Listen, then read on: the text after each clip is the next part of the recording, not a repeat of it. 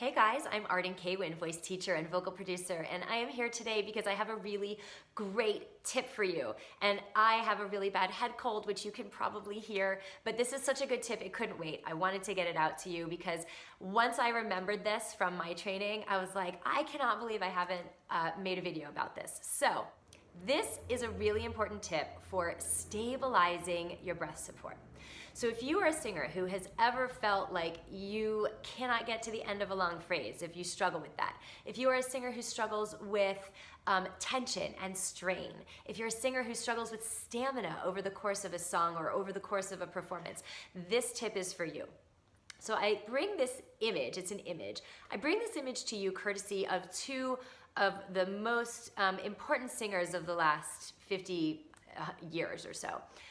The first person that speaks to this image is Thomas Hampson, who is one of the leading baritones of his generation, and he's an opera singer, but if you're not an opera singer, that doesn't mean this doesn't apply to you. He happens to be an opera singer, but this applies to pop singers, musical theater singers, whatever kind of music you're doing. Breath support is breath support, and he is a master at this, so you want to know what he has to say.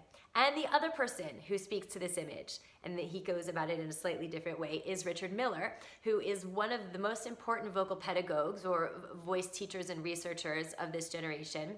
He passed about a decade ago, and he was the head of the voice department at the conservatory I went to, at Oberlin Conservatory. Both of these really amazing singers speak to the same image. So when talking about breath support and breathing for singing, Thomas Hampson said, think inhale, inhale, instead of inhale, exhale as you sing. So I know that's a little bit like, how can you inhale as you're trying to sing? But we'll get to that. Richard Miller said a very similar thing. He said, always sing on the gesture of the inhale. All right, so let's talk about this, because I'm sure some of you are watching this and you're like, Arden, how can I sing and inhale at the same time? That goes against the laws of physics. How does that work? It's an image, okay? For us singers, when your body is your instrument and you can't really have an objective look at this instrument, right? It's not like you're holding a guitar or a violin. It's incumbent on us to use our imagination. And so singers are really big on using imagery to embody and understand the energy of certain things in the technique. So this idea of inhale, inhale, instead of inhale, exhale, or as Richard Miller puts it, sing on the gesture of inhalation. What they're essentially saying is, when you inhale, you feel like you are expanded. You feel wide, you feel girth, you feel like you have a lot of shape in this container of your torso, right? When you exhale, you tend to have a feeling of collapse or narrowing or pushing out. And we don't want that when we sing. That is what makes you feel out of breath. It does not take a lot of air to make a beautiful sound. In fact, it takes very little. Most of the time, when you struggle with a sound you don't like, the culprit is probably that you are sending too much air. If you think about it, a flag can oscillate beautifully and have a nice vibration in a gentle breeze. A flag in a hurricane of air, right? No easy vibration, no easy oscillation. The vocal cords are the same way. So when these two gentlemen talk about inhale to inhale, singing on the gesture of the inhale, what they're essentially trying to get you to do is to maintain a level of expansion and bringing the sound to you instead of blowing it all out and pushing to get the sound out. And I've spoken to this in different ways in other ones of my videos, but this particular image of inhale, inhale, I really like. It's the feeling of drawing the air and the sound to you.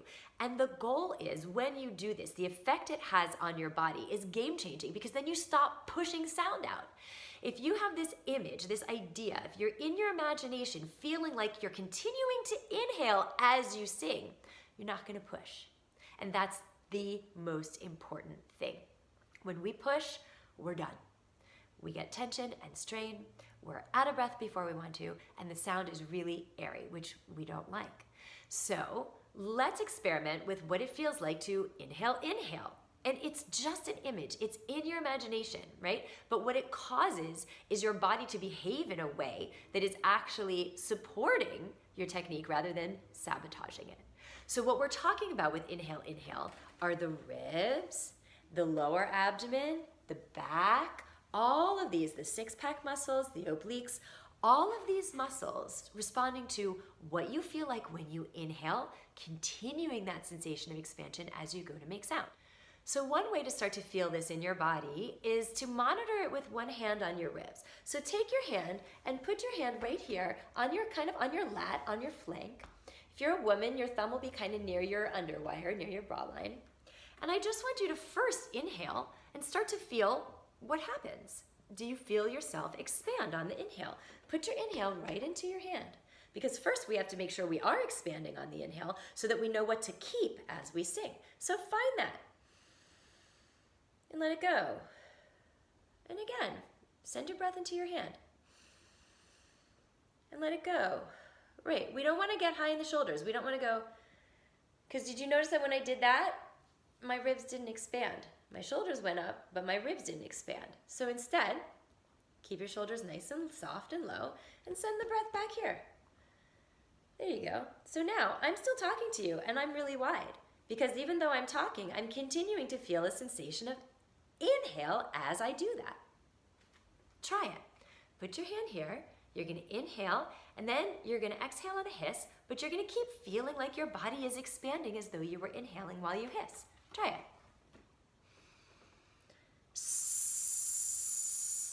When I do it, I feel my body expand, and then I feel my ribs and my tummy and my pelvic floor and my back muscles set themselves. It's almost like they're leaning out. I do have a video on appoggio, which is this Italianate idea of lean into your support. So if that's a strange concept for you, go watch that video and it will become very clear. If you do understand that, this idea of inhale, inhale, singing on the gesture of the inhale is appoggio. It's just another image for you to work with that might help you embody it more. So inhale, get wide, continue to lean on that feeling of inhale expansion as you hiss. So now you can try it on a little bit of a vibration, if you can do a lip trill or a tongue trill, and don't change that feeling of inhale, inhale, of singing on the gesture of the inhale, expanding as you put the vibration to it. The more I change pitch, the more I want to feel that feeling of expansion. Now, if you have a really long phrase, it's something that you want to draw out over the course of the phrase. Because if you get to the apex of your expansion and the apex of your inhale feeling right away, then you got nothing else to last you until the end of the phrase. So make sure that this feeling of inhale, inhale, this feeling of expansion gets graduated over the duration of your phrase. Another way you can embody this feeling of inhale, inhale is a feeling of drinking the sound in rather than needing to push it out to your audience. So I like to use hands for gestures because your body tends to follow what your hand directs it to do. So as you go to sing a phrase, I literally want you to take your hand and I want you to draw the phrase in towards you instead of feeling like you need to get it out of your body. So let's say I'm going to do a little Think of Me from Phantom of the Opera. The longer I have in the phrase, the longer the note value, the more I'm going to draw this feeling towards me to inhale this feeling of this phrase rather than to push it out. Think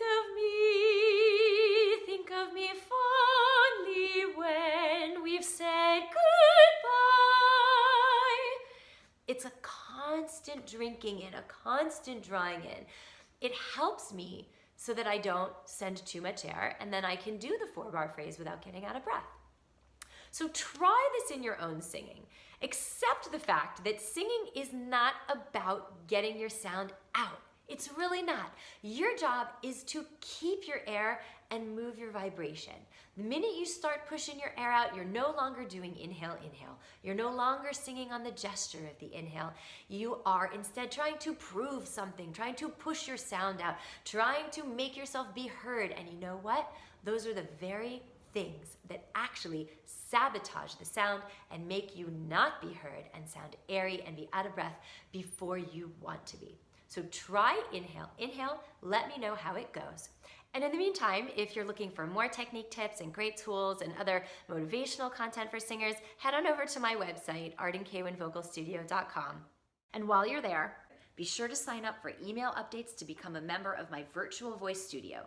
You'll get instant access to a powerful video training called Be a More Consistent Singer And you'll get first dibs on singing workshops and masterclasses, as well as access to studio member only tips, tools, and insights I don't share anywhere else. So if you like the tips in this video, if these things are helping you sing better, forward it on to a singer you know. Don't be that competitive singer who guards everything for themselves because you think if somebody else knows this, then they're gonna be better than you. We are not competitive, we are compassionate in a community of singers who are all helping each other to reach the potential of our singing together. I'm Arden Kaywin.